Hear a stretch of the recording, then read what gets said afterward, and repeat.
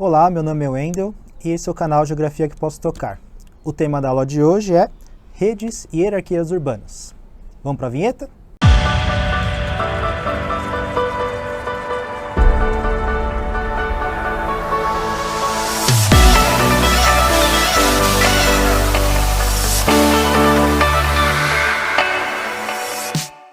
Começando o vídeo sobre a urbanização e também as cidades, hoje nós vamos falar sobre o tema redes e hierarquias urbanas, hierarquia das cidades. As redes e hierarquias das cidades, como podemos observar, elas seguem de certa forma um determinado parâmetro, determinada condição. E algumas cidades, como a gente vê na realidade, elas se destacam, algumas como mais importantes em relação à sua característica econômica, social, cultural, outras menos importantes. Na aula de hoje nós vamos estudar exatamente como se dão essas relações de proximidade, quais são suas classificações e de que maneira elas se relacionam em relação a escalas local, regional, nacional e mundial. Hierarquia urbana é a forma de organização dessas cidades, a nível de importância. Quero deixar claro que em nenhum momento eu vou dizer que uma cidade é melhor que a outra, etc. Não. É uma hierarquia para classificar de acordo com seu interesse econômico, de acordo com as suas escalas de subordinação, podemos dizer. Primeiro ponto que eu queria falar com vocês é a respeito das cidades. Há determinadas cidades que nós temos no nosso mundo que elas ocupam determinadas funções. E para isso nós temos o nome de função urbana, ou seja, a função urbana ela vai ser desempenhada a partir do papel econômico que cada cidade desempenha, ou seja, ela tem uma lógica de divisão desse trabalho e a partir dessas divisões de trabalho elas vão estar caracterizadas. E para isso eu trouxe com vocês 5 tipos de caracterização. A primeira delas que eu quero conversar com vocês é a respeito de política administrativa. A classificação política administrativa, ela se dá principalmente em relação às condições gerais. Vou dar exemplo para vocês, a capital do nosso país, Brasília. Brasília, capital administrativa do nosso país, e principalmente onde se reúne e concentra-se a relação de poderes, os 3 poderes, o judiciário, legislativo e executivo.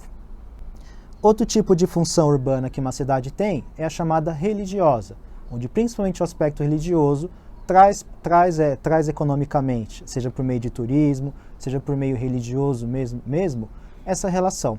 E entre elas nós podemos citar a cidade de Aparecida, do Norte, a cidade também de Juazeiro do Norte, ou seja, cidades onde a fundação dela, e principalmente seu aspecto econômico, elas se dão principalmente a partir dessas religiosidades. Outro aspecto que nós podemos classificar as cidades é em relação ao seu aspecto turístico, o poder de atração que essas cidades têm de acordo com seus aspectos, que pode ser paisagens naturais, pode ser paisagens culturais, ou pode ser outras relações econômicas que faz com que essas cidades tenham grande interesse. Exemplos que eu posso dar de cidades para vocês. Mesmo sendo uma capital nacional, que nós vamos conversar, cidade do Rio de Janeiro, ela recebe muitos visitantes, ela recebe muita influência e, consequentemente, tem uma importância muito grande em relação ao turismo. Outra questão que nós podemos dizer são cidades chamadas portuárias, ou seja, cidades próximas ao mar, que de certa forma têm certo destaque em relação aos transportes de mercadorias. Podemos citar, por exemplo, o Porto de Tubarão, que ele fica localizado em Espírito Santo. Podemos citar a questão do Porto de Santos, localizado no estado de São Paulo, e o Porto de Paranaguá, localizado no estado do Paraná. Outro ponto que também chama a atenção dessas cidades é a respeito da sua classificação industrial, a localização das cidades que têm muitas indústrias, que são circundadas por ela, e é o grande movimentação econômica dessas cidades. Podemos citar, por exemplo, cidades como Campinas, cidade como Camaçari, onde basicamente a economia gira em torno dessa situação. E um último caso, que ela pode envolver todas as demais anteriores que eu falei para vocês, que são chamadas cidades de interesse múltiplo, ou seja, elas agregam todas essas qualidades que eu falei para vocês, algumas podem incluir portuárias, outras não, e de reunir uma série de aspectos. Podemos citar, por exemplo, a cidade de São Paulo. Apesar dela não ter porto, é uma cidade de grande importância para o país, concentra-se principalmente grande poderio econômico e, de certa forma, segue uma hierarquia maior em relação às outras cidades. Hierarquia urbana é a forma de organização dessas cidades, a nível de importância. Quero deixar claro que em nenhum momento eu vou dizer que uma cidade é melhor que a outra, etc. Não. É uma hierarquia para classificar de acordo com seu interesse econômico, de acordo com as suas escalas de subordinação, podemos dizer. Ou seja, conforme ela vai descendo e conforme ela vai subindo. E para isso, nós precisamos entender o seguinte: uma cidade grande, ela vai sempre exercer influência sobre outras cidades menores, principalmente médias e pequenas. Porque normalmente as cidades médias e pequenas, como no esquema que eu vou estar apontando aqui para vocês, elas acabam se submetendo a uma determinada ordem. E essas cidades, além de elas serem dependentes, elas são economicamente também dependentes entre si. Necessitam uma das outras para poderem se desenvolver, para poderem principalmente crescer, tá?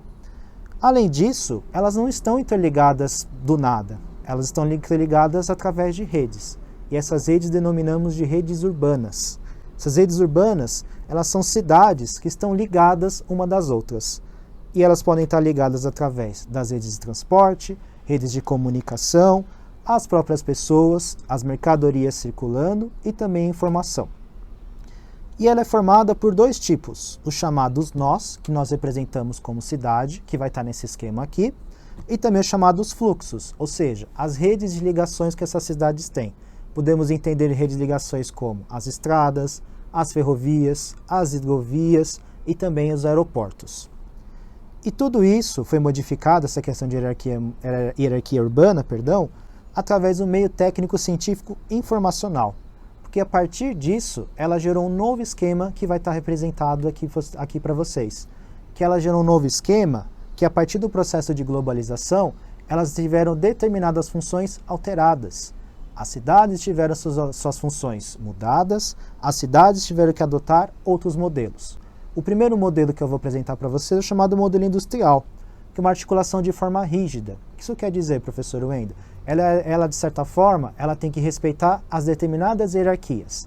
Ela passa por uma vila, ela vai para uma cidade, ela ganha um aspecto regional, ela ganha um aspecto nacional e acima ela tem um aspecto internacional. Ou seja, vários modelos que, de certa forma, têm que seguir uma linha reta. Já o modelo internacional, ele é chamado de flexível. A cidade nacional e internacional, ela ainda mantém a sua importância. Só que, diferentemente do modelo industrial, onde ela segue uma linha única, o modelo internacional ela tem vários fluxos, ela tem várias ligações. E ela é determinada principalmente pelo aspecto das cidades nacionais e internacionais, e de que forma elas acabam se integrando.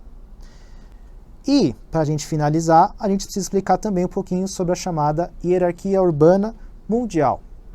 Porque a hierarquia urbana mundial, ela, num aspecto de cidades globalizadas, como temos hoje, elas adquirem muita importância. Elas adquirem principalmente processos.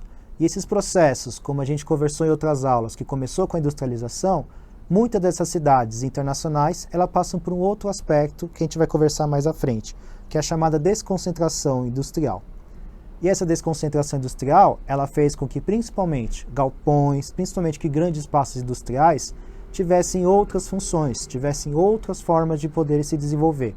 Vou dar só um exemplo comum. Indústrias gigantes que ocupavam grandes espaços, elas foram principalmente para outras cidades e elas acabaram se diminuindo.